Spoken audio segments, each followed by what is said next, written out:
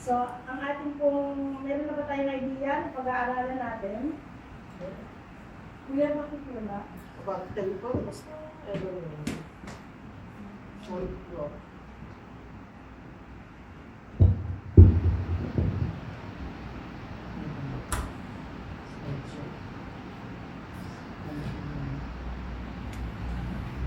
So, okay. Maganda po yung ating topic ngayong gabi. Hindi ko na isinulat dyan yung chapter 2 dahil masyadong mahaba. Kaya, himayin na lamang po natin ngayong gabi. Amen po ba? So, ang pag-uusapan po natin ay patungkol kay Nehemiah. Siguro naman po ay narinig nyo na kung sino si Nehemiah. Sino ba si Nehemiah? Sabi dito, sino daw si Nehemiah? Sa verse 1 ng ating binasa kanina, sabi po doon siya ay cupbearer ng hari. Sino yung hari? Si Artaxerxes. Siya po ay leader ng spiritual revival. Gusto ba natin yon? Na tayo maging leader din ng spiritual revival. Amen. Alam niyo yung kahit saan kayo pumunta, revival happen. Kagaya ni Billy Graham, nabasa niyo na po ba yung talambuhay ni Billy Graham? Si Billy Graham ay evangelist. Ano pa? Sabi niya, he is prayerful and determined leader. Nasobrahan siya. Determined leader. He is a man of mission. So, yun po ang encouragement ni Nehemiah sa atin. Maging woman of mission din tayo. He worked during a time when Jerusalem had no protection, leadership, or unity. Ayan po si Nehemiah. Amen? At ang ating po pag-aaralan ngayong gabi, balik tayo dito sa let us build unity for God's kingdom. Gusto ba natin yon? Na tayo ay maging kaparte ng pagkakaroon ng unity. Ito po ay patungkol doon sa ruined wall ng Jerusalem. Amen? Sabi doon sa verse 1, hindi ko na sinulat yan.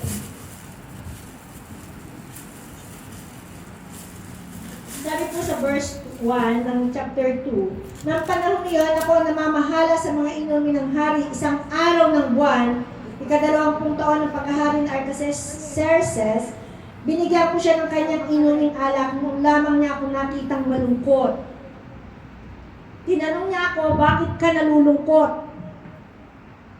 Tingin ko sa iyo, wala ka namang sakit. Natatakot ako kaya sinabi ko sa hari na way ingatan kayo ng Diyos habang panahon. Nalulungkot po ako sapagkat ang lungsod na pinaglibingan sa aking mga ninuno ay wasak at ang mga pintuan niyon ay natupok na. Amen. Si Nehemiah po, nakita niya, sinabi sa kanya ng kanyang kapatid na yung wall ng Jerusalem ay wasak at sira. Amen po ba? Kaya nagkaroon siya ng desire na pumunta ng Jerusalem para po muling buuin yung wall ng Jerusalem. At yun po ay encouragement sa bawat isa sa atin. Amen? Na tayo ay maging daan din, kagaya ni Nehemiah, siya ay naging daan para po mabuo yung wall ng Jerusalem. At ganoon din po ang encouragement sa atin. Ano po yun? Let us build unity for God's kingdom. Willing ba tayo? Yung ano sabi dyan? Declare nga natin. Let us build unity for God's kingdom. O, di ba? Ini-encourage tayo na bumuo tayo, magkaisa tayo para sa Kingdom of God. God's kingdom. Kingdom of God, sa kaharian ng Diyos. Paano daw ba tayo bubuo? How we build unity. Paano tayo bubuo ng pagkakaisa? Diba? Alam niyo, kapag po ang church ay united, takot na takot si Satanas. Hindi po si Satanas natatakot sa dami ng member o kung gaano kalaki ang isang church. Hindi doon takot si Satanas.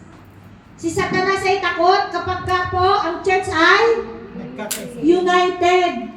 May unity. Kahit tatlo lang kayo. Kung kayong tatlo ay nagkakaisa, di po ba? Andun ang presensya ng Panginoon. Pero kung ito na nga, nagkakagatan pa, nag-aaway-away pa, paano mabubuo? Paano lalago ang isang simbahan? Kung sila noon ay nag-away-away, hindi mabubuo yung wall ng Jerusalem. Amen po ba? Kaya po sabi dito, how we build unity? Sabi doon, realize you have responsibilities. Paano maitatayo ang pagkakaisa?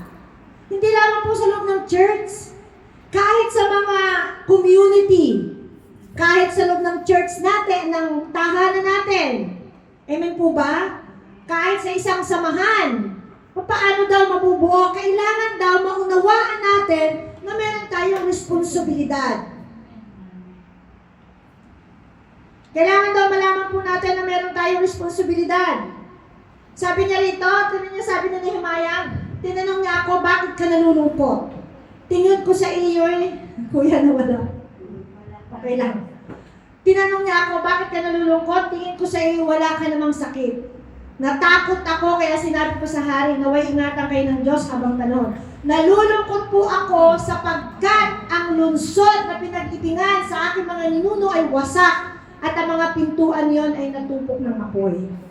Diba? Sabi niya, nalulungkot daw siya. Doon pa lang sa pagkalungkot ni Nehemiah, naramdaman na niya yung responsibilidad niya bilang mamamayan ng Israel. Amen po? Hindi na sinabing, wala akong pakialam dyan kasi wala na ako dyan. Hindi niya binaliwala yung pagiging Israelita niya. Amen po ba? At tayo bilang mga miyembro ng Win Tel Aviv, huwag natin baliwalain yung mga nangyayari sa loob ng church. Huwag natin baliwalain, makisali tayo. Kasi sa verse 20, natatanda pa natin yung last na binasa natin sa 20? Ano sabi sa verse 20? Kapag nabuo daw yung wall, hindi ka kasali doon. Kaya kapag pinagpala, kung nasaan ka at hindi ka nakisali sa pagkakaroon ng pagkakaisa, hindi ka mapapagpala, hindi ka kasali doon. Amen po? Kaya sabi doon, kailangan daw ma-realize natin na meron tayong responsibilidad doon sa lugar kung nasaan tayo. May responsibilidad tayo sa pamilya natin kung ang ating pamilya ay nag-aaway-away. May responsibilidad tayo sa community kung ang community ay walang pagkakaisa. May responsibilidad tayo sa loob ng church kung nakikita natin na nagkakaroon ng problema. Amen po? Ano daw sumunod? Sabi niya sa number 2. Number 3 na pala yun. Sabi po sa number 2. Ano daw kailangan gawin natin? Prioritize your mission by prayer. Meron pala tayong misyon. Amen po? Meron tayong misyon. Hindi lamang po nandito lang tayo sa loob ng simbahan at nakaupo. Hindi lamang tayo isang miyembro ng pamilya. Anong pamilya pinagaling mo, Sister Geraldine? Hindi ka lamang isang miyembro ng Prades. Meron ka mission doon sa iyong pamilya. Amen? Anong mission? Building unity. Hindi naman yun sa hindi nagkakasundo. Ano yung ibig sabihin ng unity pagkakaisa? Tinawag ka ng Panginoon doon sa iyong pamilya? Ikaw ay Kristiyano ngayon, maaaring ikaw ang maging daan para ang iyong pong sambahayan ay maligtas. Kasi sabi doon sa Acts, di ba? Kung merong isa sabi doon, siya at ang kanyang buong sambahayanan ay maliligtas. Kaya meron kang mission. Hindi ka dinala sa isang lugar para lamang ikaw ay magpaganda. Amen? Meron kang mission. So, kailangan daw po, i-prioritize natin yung mission sa pamamagitan ng panalangin. Ang bilis mo naman bumalik. Huwag ka munang bumalik. Dito ka muna, hindi pa tayo tapos. So, sabi po sa Nehemiah 2 verse 4 and 5, ano ngayon ang nais mo? Ang tanong ng hari. Nanalangin ako sa Diyos ng kalangitan at pagkatapos, sinabi ko sa hari, kung pahihintulutan po ninyo ako kamahalan, nais kong umuwi sa Juda upang itayong muli ang lungsod na pinaglibingan ng aking mga ninuno. Di po ba? Ikiniklaim ni... Aalis ka na, Brother Rode? Hintayin mo ako. Ikaw muna, Alex. Hindi, atin muna ako sa Ipomo Evolution. No oras ka babalik. Alam mo na ako mga naibigay. Hintayin kita. Sabi niya, prioritize your mission by prayer. So, ang ginawa po doon, nakita po ni Nehemiah, pinanindigan niya yung kanyang misyon. Umuwi siya. Diba, nais kong umuwi sa Juda. Sabi niya doon, upang itayong muli ang lungsod na pinaglibingan ng aking mga ninuno. Kasi doon sa una, sa first, sabi doon, nasira yung pinaglibingan ng kanilang mga ninuno. Kaya sabi ni Nehemiah, meron pala akong misyon. Tinatawag ako ng Panginoon doon sa Juda. Kaya, Hari, pwede po ba pumunta ako doon sa Juda? Kasi kailangan kong itayong muli yung lungsod. Sa bawat isa sa atin, tinatawag tayo ng Panginoon. Anong kailangan natin itayo? Wala na yung ruined wall ng Jerusalem. Pero tinatawag tayo ng Panginoon sa isang misyon. Ano kaya yung misyon na yon? Kagaya na sabi ko kanina, meron tayong misyon para sa pamilya natin. Meron tayong misyon sa circle of friends natin. Meron tayong mission sa mga kaplat natin. Amen po ba? Magagawa natin yun sa pamamagitan daw ng, sabi doon, by prayer. Magagawa natin na ma-prioritize yung mission na pinagagawa sa atin ng Panginoon sa pamamagitan ng ating panalangin. Di ba sabi doon ni Nehemiah, nanalangin ako sa Diyos. At kung mapapansin po natin yung book ng Nehemiah, makikita natin doon kung paano nanalangin si Nehemiah. Nag-fasting siya para sa kanyang mga kababayan. So tayo kung kinakailangan mag-fasting tayo para magawa natin yung misyon, gawin po natin. Amen? Gawin natin, mag-fasting tayo. Prayer and fasting. Tinatawag tayo ng Panginoon. Maaaring yung iba nagpaplano na pumunta ng ibang bansa. Ask the Lord, tapos na po ba yung mission ko dito sa Israel? Kung tapos na, Lord, send me. Kung saan mo ako gagamitin. Amen po? Merong mission ng bawat isa sa atin. Hindi ka tinawag ng Lord para maupo lamang dito. Tinawag ka ng Panginoon dahil may purpose ang buhay mo. Hindi ka tinawag ng Panginoon pumunta ng Israel para lamang ubusin mo yung lakas mo sa pagtatrabaho o sa pakikipagmingle sa mga kaibigan mo outside. Tinawag ka ng Panginoon sa isang layunin. Ano kaya yung layunin na yon? Ask the Lord, Lord, ano po yung purpose mo sa akin? Bakit po ako nandito sa Israel? Amen? Bakit, Lord, ako nasa trabaho ko? Maaaring may mission ka dun sa trabaho mo. Amen po? So, kaya sabi doon, paano tayo makakabuild ng unity sa kaharian ng Diyos? I-prioritize natin yung mission na ibinigay sa atin ng Panginoon sa pamamagitan ng panalangin. Amen? Meron po tayong nakukuha? Amen. Number 3. Investigate before you emit. Ito yung maganda. Sabi niya, investigate before you initiate. Kalimitan na nangyayari, hindi na tayo nag-iimbestiga, hindi tayo nagsisiyasat. Pag may narinig tayo, larga tayo ng larga. Di ba ang mga pulis? Ang mga pulis, kapag sinabi, oy, meron doon nagdodroga. Hindi ka agad sila pupunta. Hindi ka agad sila manghuhuli. Anong ginagawa muna ng mga pulis? Nag-iimbestiga muna sila. Di po ba? Kapag naimbestigahan nila at napatunayan nila na totoo yung sinabi sa kanila na merong nagdodroga doon, saka pa lang sila kikilos. At ganun po ang tinuturo sa atin. Para po tayo ay makabuild ng unity.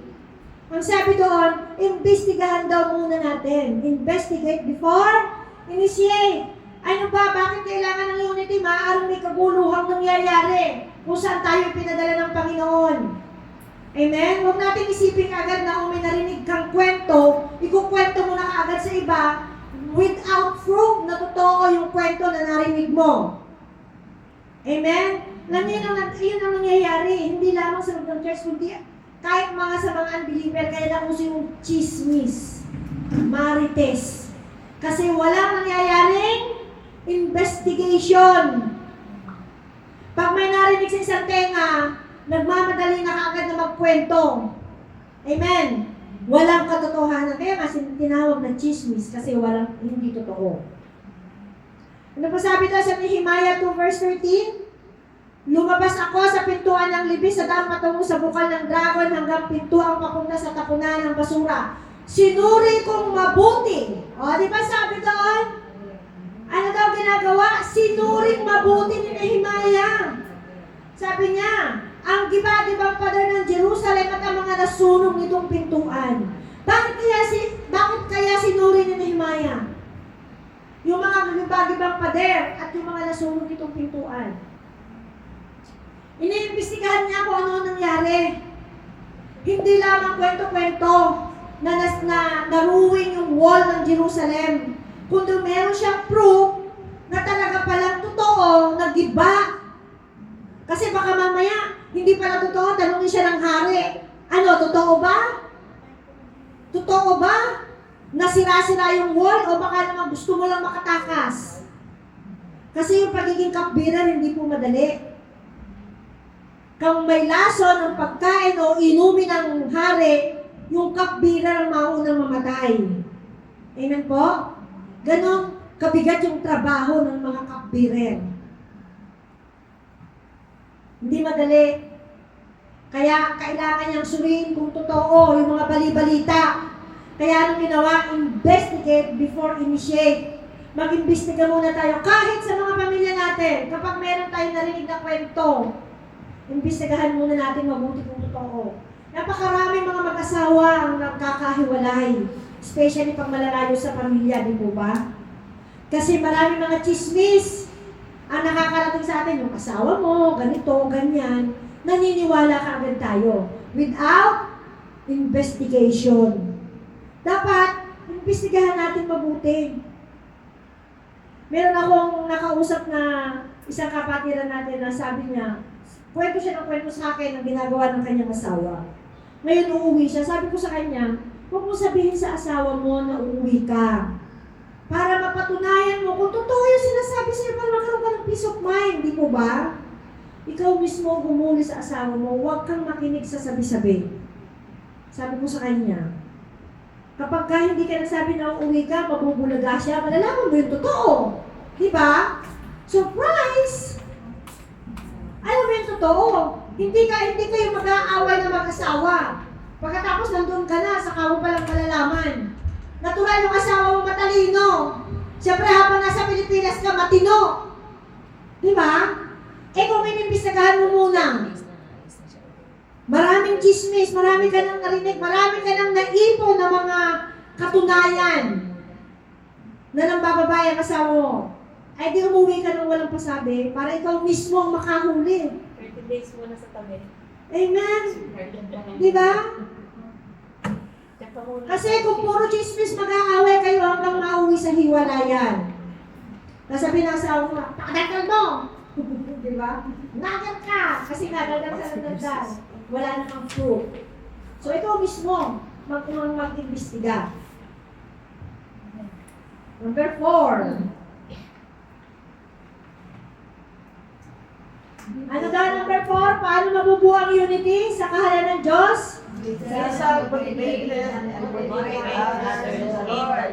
Ano ibig sabihin nun? Ikaw muna magsimula sa sarili mo na ma-motivate ka bago ka gumawa ng mga hakbang. Amen? Kung ikaw wala kang motivation sa sarili mo, paano mo ma-motivate yung others? Kung ikaw mismo, di ba? Ayoko na dyan sa church na yan. Nakakainis naman. Wala ginawa, kundi puro magkwentuhan lang. Makialam sa buhay na may buhay. Wala kang motivation sa sarili mo. Pagkatapos mag-i-invite ka ng unbeliever, halika punta ka doon sa church natin. Siya mismo makakakita na wala kang motivation. Paano mo siya mamomotivate? Kailangan nagsisimula sa sarili natin. Di ba si Nehemiah, pagkatapos sinabi ko sa kanila, nakikita ninyo ang kalunos-lunos na kalagayan ng ating bayan. Kinausap niya yung mga Israelita. Ano sinabi niya? Wasak ang Jerusalem at sunog ang mga pintuan nito. Itayo natin muli ang pader ng lungsod upang mahango na tayo sa kahihiyan. Di ba? Makikita natin na nagkakaroon ng disunity sa lugar na kung nasaan tayo. Anong dapat natin gawin? Pag-aalabin pa yung galit ng mga gumagawa ng pinagmumula ng disunity? Ganun ba? Hindi. Anong dapat natin gawin? Yung sinusundan nito number 3, anong dapat natin gawin? Investigate. Imbestigahan natin kung totoo ba yung sinasabi ng kapatid natin. Totoo kaya to? O gawa-gawa lang? Baka naman galit lang to, kaya niya naikwento na gano'n ang aking pamilya. Pinag-aaway-away lang kami. So ikaw na nakakaunawa, ikaw ang mag-imbestiga. Kung totoo. Amen? Kaya sabi doon, napatunayan po ni Nehemiah na nasunog nga yung wall, giba-giba nga yung wall. Kaya anong sabi niya?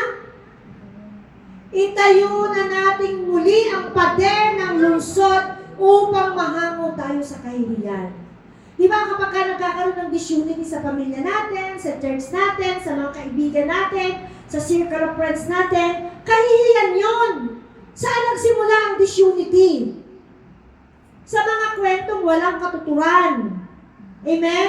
Bay, alam mo, sabi ni Pulana, ikaw daw ay ganito. Ito naman isa, alam mo sabi ni Pulano, ikaw daw ay pangit. Magagalit ka na, kainis tong si Pulano na to, napaka-chismosa, umangdasa sa akin pag nakita ko siya. Pero kung ikaw ay nag-imbestiga muna, di ba? Totoo kaya yung sinasabi ni Pulano? Ngayon, pag napatunayan mo, mamomotivate mo na siya kasi ikaw mismo sa sarili mo nagkaroon ka ng motivation. Amen? Pero kung ikaw, sasama ka,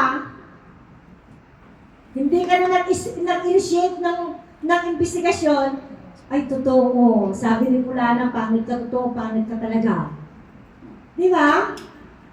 Kaya kailangan unawain natin mabuti ang bawat salitang naririnig natin. Maiiwasan natin ang mga misunderstanding at disunity. Amen po? Tandaan natin, hindi tinitingnan ni Satanas ang mega church. Ang tinitingnan ni Satanas ay yung pagkakaisa ng mga members sa loob ng church. Hindi nagkakagatan. Hindi kinakagat ang mga pastor at pastora. Hindi inaakusahan ang mga leader. Sa halip, nagkakaroon ng motivation, minomotivate. Alam nyo, hindi po madali ang tumayo dito sa pulpito, hindi madali ang maging pastor, hindi madali ang maging leader. Napakarami ng pinagdadaanan. Pagkatapos ikaw, sasabihin sa'yo, pastora ka ba talaga? Bakit hindi ka marunong ng ganito? Hindi dapat ganun ang gawin natin. Di ba? Nakikita natin si pastora nahihirapan. Pastora, mag-pray tayo.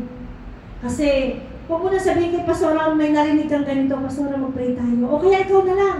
Yayain mo yung isang ka-member mo. Kasi may narinig ako na hindi magandang sinasabi kay pastora. Pwede ba tayo manalangin? Kasi kahihiyan natin yun. Amen? Kahihiyan ng pastora, kahihiyan ng leader, kahihiyan din ng mga member. Ganun din sa family natin. Kahihiyan ng mga magulang natin, kahihiyan ng pamilya natin, kahihiyan natin. Kasi nandun tayo eh. Amen po ba? Kaya para mawala daw ang kahihiyan, mahango na tayo sa kahihiyan.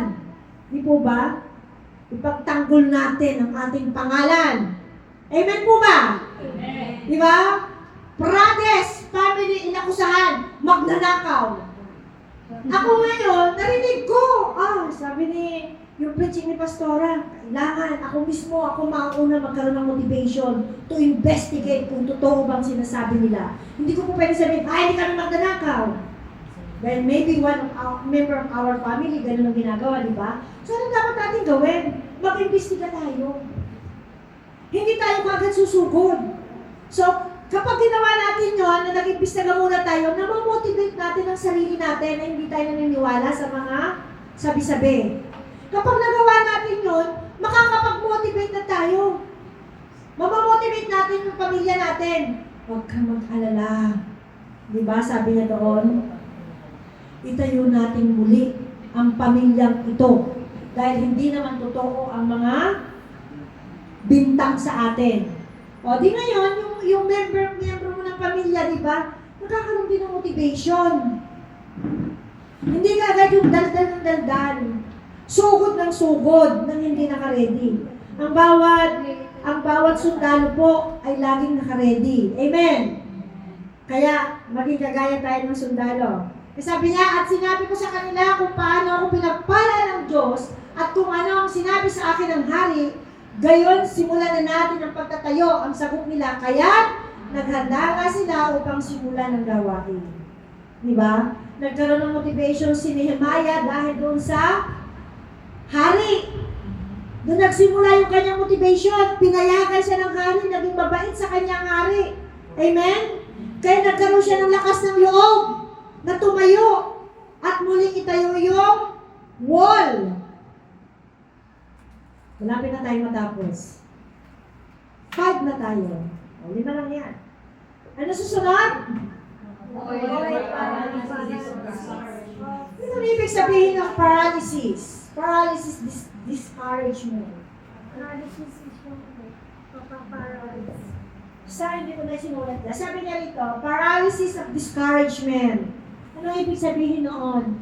Loss of confidence. Di ba yung paralysis, napaparalyze ka? Di ba? Wala kang magawa, frozen.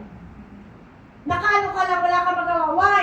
Dahil sa discouragement. Di ba minsan, pag nadi-discourage tayo, parang walang pumapasok sa isip natin. Wala tayong magawa. Amen po? Kaya ang encouragement po ni Nehemiah, iwasan daw natin yung paralysis of discouragement. Kahit tayo nadi-discourage. Di po ba? Tandaan po natin, kapag may ginagawa tayo sa gawain ng Panginoon, maraming mga oposisyon. Amen? Hindi lang naman sa atin eh.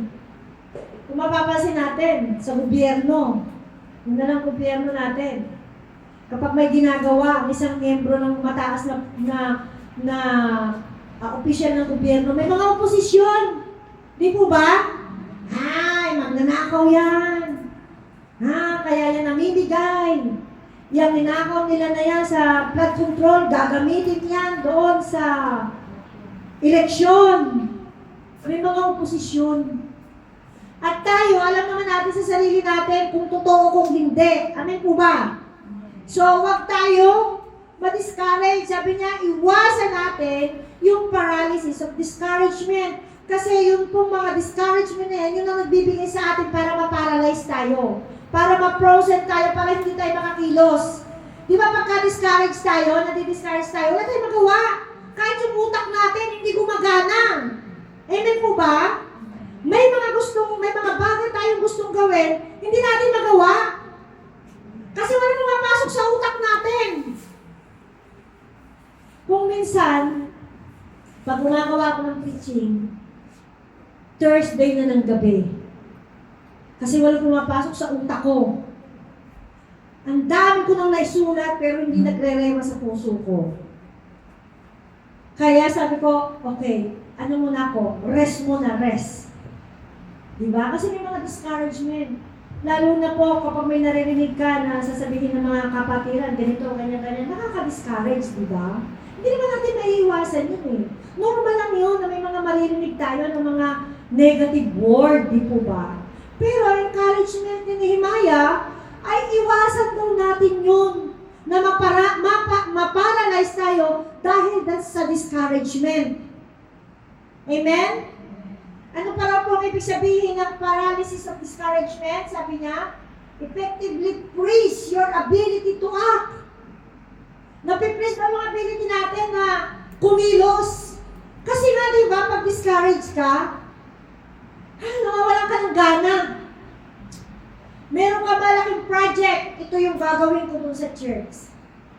Ngayon, may narinig kang negative. Kung gagawin, kakainis naman sila. Di po ba? Ano pa raw? Sabi po dito, to cure for paralysis, ano kailangan natin gawin para mawala yung pagka-paralyze natin? Ano ang ginagawa doon sa mga paralyzed people? Rehabilitation. O rehab, di ba? Minamasahe, para yung mga therapy, di ba? Yung para yung mga ugat ay magkaroon ng buhay para dumaloy ng maayos yung dugo, di ba? So, ganun daw ang gawin natin para ma-cure yung paralysis natin. Sabi niya, break momentum with action. I-break down natin yung momentum with action. Anong gagawin natin? Embrace imperfection. Kasi kung minsan, sobra tayong perfect. Gusto ko ganito, sunod-sunod. Kaso hindi nga eh. Hindi nga pwede, nakakalutan. Sis, hindi pwedeng sunod-sunod. Dapat mataas, mababa, mataas. Pero ikaw, dahil ikaw ay perfectionist, hindi, gusto ko pantay-pantay. Naiinis ka, nadi-discourage ka na nakaagad kay Sister Lenny. Dahil sabi ni Sister Lenny, hindi nga pwede yung ganyan. Dapat nga ganito eh, sunod-sunod. Eh, yung gusto mo naman, ganito. Nadi-discourage tayo, naiinis tayo. Inis naman to, di ba siya ang gumagawa eh. Ako nga eh.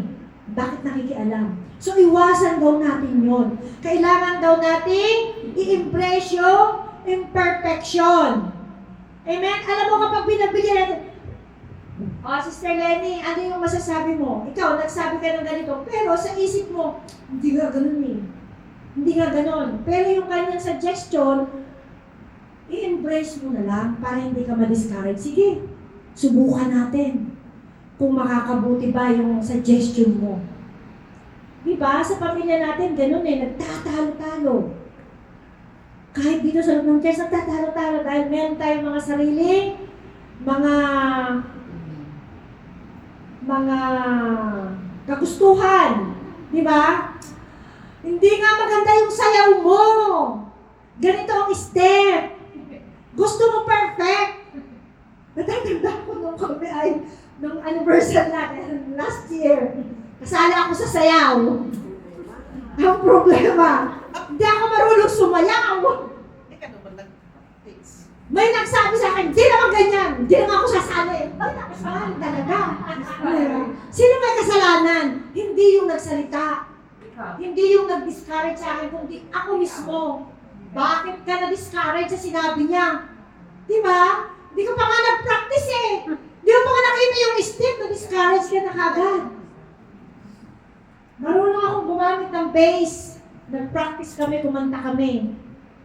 May nagsabi sa akin, ang pangit ang tugtog ng bass mo, sakit sa tenga. Hindi na ako gumamit ng bass hanggang ngayon. Parang nagkakaroon ako ng trauma kapag kahawak ko na yung bass. Baka may magsabi na naman, ang pangit ang tugtog, sakit sa tenga. Diba? Meron palang cure doon.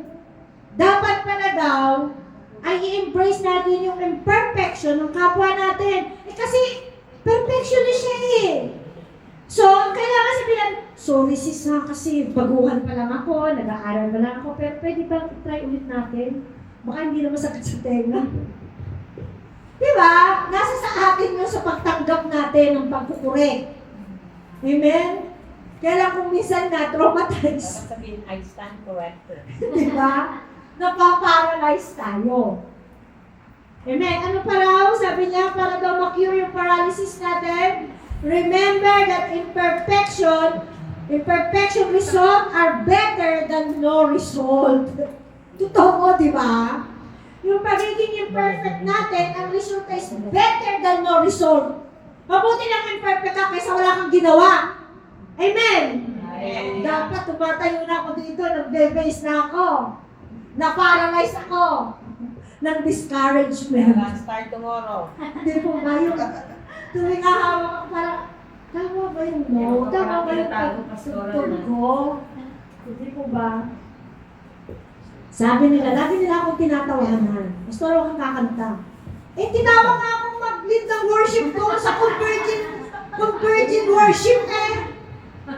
Hindi ako nagmamalaki pero makikita nyo, sa dami ng mga nag-lead ng worship, lahat ng tao nag-iiyakan. Kasi ang kinanta ko, miss nila yung tatay nila. Amen? So dapat ganun hindi tayo ma-discourage. Kaya po sabihin, sabi na atin sa akin, Pastora, dahil nag-special number kami nung gumraduate kami ng song.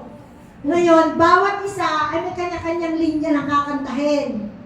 Pagdating sa akin, sabi natin, Pastora, papunta ng Zimbabwe yung boses mo. Sinabi ko yun, talaga. Pero tinawanan ko lang siya. Dahil kung na-discourage ako, hindi ako tatayo dito. Kaya ang ginawa ko, sila na lang ang pinakanta ko. Para makasave ako kasi maraming nanonood. Amen? Nasa YouTube. Pagkatapos yung boses ko, papunta pala ng Zimbabwe. So gawa tayo ng paraan para hindi tayo maparalyze dahil doon sa discouragement. Amen? Ano parang pwede natin gawin para ma-cure ang paralysis? Ikaw naman, pumunta ka na naman dyan. Tapos mo na Ano parang ma-avoid natin? Sabi niya, reflect on past victories. Yung mga victories natin dapat naisip ko noon, nung ako nagano ng bass. Bakit victorious na nga ako, nakakanta lang ako ng isang kanta eh. Amen? Dapat naisip ko, kaaway lang yun para ma-discourage ako. Ano pa raw? Remember your history of success and how you have through difficult times. Alalahanin daw natin yung mga naging success natin, yung sa mga pinagdaanan nating mahihirap na sitwasyon para maiwasan natin yung discouragement. Amen? Ano pa raw po? Difficult times in the past to rebuild your confidence. Focus on present. Mag-focus na tayo ngayon, hindi na yung mga nakaraan. Amen? Huwag na natin kalimutan na natin ang nakaraan. Shackle yourself. Forget the past. Wow, the past. Kalimutan na natin yung mga discouragement noon para hindi tayo ma-paralyze. Amen po ba? Ito yung maganda na sabi dito ni Nehemiah, sabi niya, ngunit nang malaman ito ni Sanballat na Horonita at Tobias na isang opisyal na Amonita at maging si Gesem na taga-Arabia, pinagtawanan nila kami at hinamak at sinabi, anong ginagawa ninyong iyan? Naghihimagsik ba kayo laban sa hari?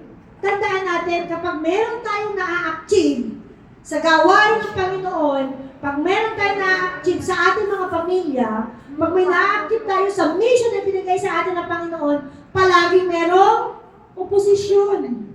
Diba? Na-promote ka, worship leader.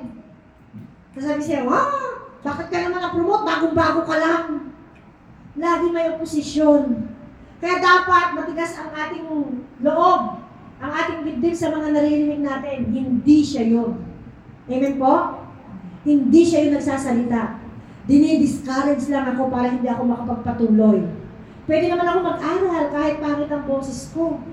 Diba? Meron mga voice lesson. Naalala ko, sabi ng asawa ko palagi, na practice make perfect. Di po ba? Kapag lagi tayo nagpa-practice kumanta, gaganda rin ang boses natin. Amen. Di ba si Regine Velasquez? Bakit kumanta ang boses ni Regine? Ang ginawang practice ng kanyang tatay, nilulubog siya sa drum. Yung malamig na tubig, habang nilulubog siya, sumisigaw siya.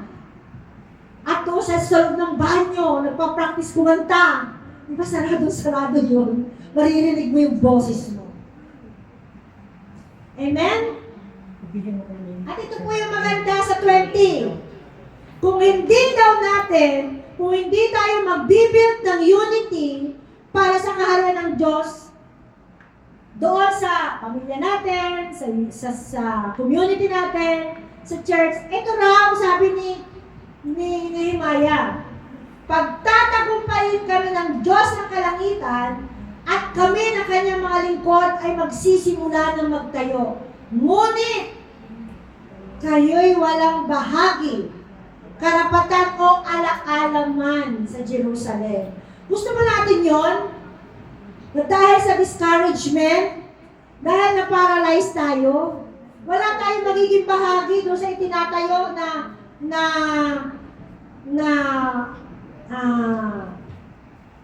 programa dahil na-discourage ka. Gusto ba natin yun? Sabi ni Nehemiah, wala daw tayong parte. Kung gusto natin maging parte, huwag natin kaya na ma-discourage tayo dahil maraming mga oposisyon sa paligid natin, likod harap at tagiliran. Napakarami. Dahil yun ay pakana ng kaaway. Yung mga oposisyon na lumalabas sa ating harapan, yung kapag meron tayong gustong gawin, may mga plano tayo na gustong gawin, palaging merong kontra. Nakita nyo ba yun? Di ba? Kaya nga, dapat kapag meron kang gagawin, kagaya po dun sa 4, di ba? אנחנו נמאס בקליים פלוס 0% על 10,000 Di ba sa 4? Dito sa 40 ng sabi doon, naging tahimik si Nehemiah habang siya ay nag-iimbestiga. Wala siyang pinagsabihan na ako'y pupunta doon at susuriin ko yung wall. Kaya dapat ganun din tayo. Kung tayo mayroong mga plano, huwag natin idideklara ng ating mga labi kasi si Satanas nagbabantay. Di ba sabi doon sa 1 Peter, siya kagaya ng roaring lion, nagbabantay. Laging binabantayan yung lumalabas sa ating mga labi, yung mga plano natin. Kaya dapat maging shaky tayo kapag mayroon tayong plano. May malaki tayong plano, may mga mission tayo. I-battle natin sa prayer, battle natin sa fasting. Fasting and prayer. Para hindi tayo masalisihan ng kaaway. Huwag nating i-broadcast. Halimbawa, ako ay mag-aasawa na. Next year, ako mag-aasawa na, magpapakasal na. Narinig ng kaaway. Sasabihin kaya, Mabel, agawin mo yung lalaki para hindi siya mag-aasawa. Di ba? Kaya dapat, sikreto lang. Sikreto. May narinig ako na ikakasal, sabi niya, huwag mo ipopo sa Facebook na engaged na kami kasi maraming mga agaw. Huwag tayo ipopo sa Facebook kasi baka maagaw yung kanyang mapapangasawa. Kaya dapat laging selyado. Kahit sa atin, may mga plano tayo na gusto natin mangyari sa buhay natin. Shake it na lang tayo. Amen po ba? Para hindi yun maagaw ng kaaway. Amen? At ito po yung aking conclusion. Dito po ako magtatapos. Para daw mabuo natin ang unity sa kaharian ng Diyos, anong kailangan natin gawin? Teamwork. Teamwork. Ano daw ibig sabihin ng teamwork? What is teamwork? Ano ibig sabihin ng teamwork? A collaborative effort of group of people working together to achieve a shared goal or complete a complex task. Diba sabi nga doon, collaborative effort of group of people working together. Working together para ma-achieve yung shared goal. Ano yung goal natin? Kailangan daw magkaisa tayo, people working together. Ano pa? Enhance the Enhance creativity. the creativity. Ano pa? Di ba kapag meron tayong teamwork na i-enhance yung ating creativity? Why? Kasi may nagsasuggest sa atin. Di ba? Ay, alam mo, Sister Ate Mabel, yung boses ay mai-improve pa iyan. Di ba? May nagsasuggest sa atin, enhance creativity. Ano pa? Faster problem solving. Napapabilis ang pag-solve ng problema kung tayo ay may teamwork. Ano sunod? Greater productivity. Nagkakaroon ng greater productivity. Ano pa? Improve motivation and belonging. Yun. Improve motivation and belonging. Nag-i-improve tayo. Nagkakaroon tayo ng motivation. Amen po ba kapag tayo ay nagkakaisa? Amen? At ano daw ang sabi dun sa ano? Sabi niya, ano daw ang sabi sa teamwork? Tingnan niyo ha. Ano sabi diyan? Kapag meron tayong teamwork, ano daw ang sabi? Achieve greater result. Ano yung bottom line?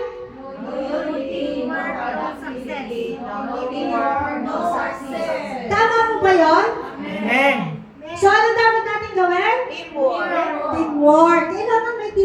tayo. Amen po ba? Kailangan nagkakaisa tayo kasi kapag merong teamwork, can achieve greater result. At ang bottom line noon, no unity, no productivity, no teamwork, no success. Amen. So ano daw ang dapat natin gawin? Una, para makabuo tayo ng unity sa kaharian ng Diyos. Ano una? Realize you have responsibility. Sa kalimutan lang agad, meron pa isang oras. Ano kailangan gawin para mabuo natin ang unity? Realize you have responsibilities in God's kingdom. Pangalawa, prioritize. Nagawa lang nga ako ng PowerPoint, hindi nyo pa matandaan. Prioritize your issue by prayer. Pangatlo, tandaan lang, investigate before initiate. Mag-imbestiga muna kayo bago kayo umaksyon. Number 4, be self-motivated and motivate others in the Lord. And then last, ano daw? Teamwork.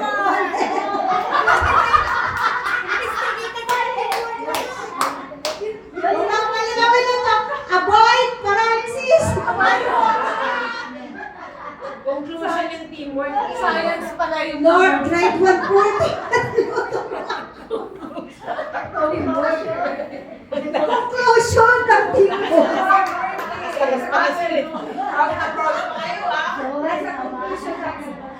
Ulitin nga natin. Number 1, ano kailangan gawin para ma-build ang unity at ikaw? Be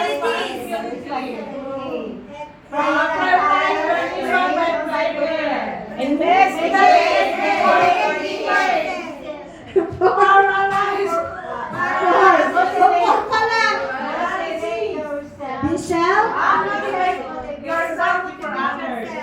And number 5.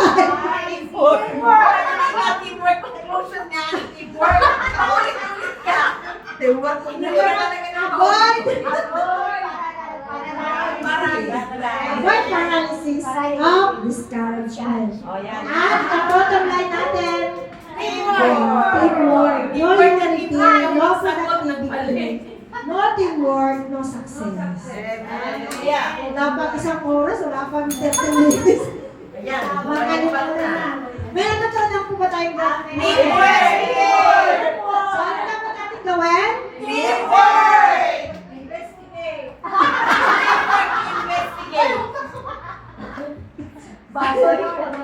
Thank you, Father God. Maraming salamat po, Panginoon, sa Spirit of Joy na aming naranasan. Gawin mo po ng bawat isa na aming napag-aralan ngayong gabi, Panginoon, ay may apply namin upang magkaroon po ng unity sa inyong kaharian, Panginoon, O God. Hallelujah. Lord, magkaroon kami ng teamwork, Panginoon, O God. Hallelujah. Salamat po, Panginoon, sa gabi nito, sa inyong papuri, pasasalamat pagkakila in Jesus' name. Alam niyo po, pangalan lang, nakalimutan ko kasi, alam niyo, because of teamwork, ang wall ng Jerusalem ay nabuo